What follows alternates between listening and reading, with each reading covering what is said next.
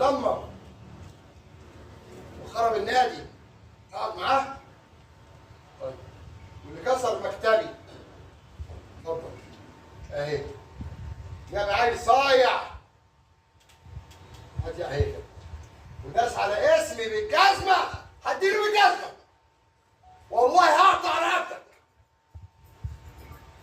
ورحمه امي يا حسين يا نبيل، انت وكل الكلاب اللي معاك لو ما ربيتكوا جوه النادي. اتفضل ادي يا استاذ كرم الرئيس التاريخي لنادي الزمالك. المكتب انت خلي عندك دم، ده مكتوب ديكورات واساسات وكلها على رفقاته الخاصه. جايب عيل صايع يدوس على يا ايمن يا يونس يا اللي عمال تتحايل عليا اقعد معاهم، اقعد مع مين؟ مع دول؟ انت عايز نرتكب جنايه؟ والله العظيم ارتكب جنايه. دول الكلاب دول بتدوس على اسم انا بتاريخي ده بالجزمه.